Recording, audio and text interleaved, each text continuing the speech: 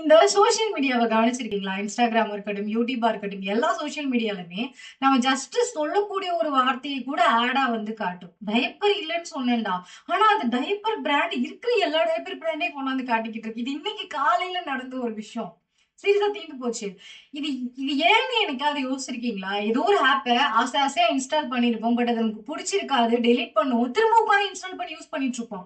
ஏதோ ஒரு வீடியோ பாக்குறதுக்காக யூடியூப்லயோ இன்ஸ்டாகிராம்குள்ளேயோ போவோம். ஆனா 2 மணி நேரம் 3 மணி நேரம் கண்டதையும் பார்த்துட்டு வருவோம். நம்ம எதுக்காக போனோங்கிறதையும் மறந்துருவோம். இது எல்லாரோட லைஃப்லயுமே நடக்கக்கூடிய ஒரு விஷயம். இப்ப எப்படி நான் ஒரு யூடியூப்ல ஏதோ ஒரு விஷயத்த பத்தி பேசிட்டு இருக்கும்போது எனக்கு ஆடா வருது. நான் பண்ற ஒரு விஷயத்தையுமே அது வந்துட்டு நம்ம கிட்ட வந்துட்டு அத கவனிச்சுட்டே இருக்கு. சொல்லப்போனா இந்த பிளாட்ஃபார்ம் எல்லாமே சேர்ந்து நமக்கு லைட்டா டோபமைன சின்னதா குடுக்கும். பட் நம்ம அத பெருசா ஆசைப்பட்டு சுத்தமா அடிக்ட் ஆயிருவோம். ஒரு சின்ன போஸ்ட்டோ இல்லைன்னா ஒரு ரீலோ போடும்போது அடுத்தவங்க இது நல்லா இருக்குன்னு சொல்றது மூலமா நமக்கு லைட்டா ஒரு டோபமைன் வந்துட்டு உருவாக ஆரம்பிக்கும். நமக்குள்ள இன்க்ரீஸ் ஆக ஆரம்பிக்கும்.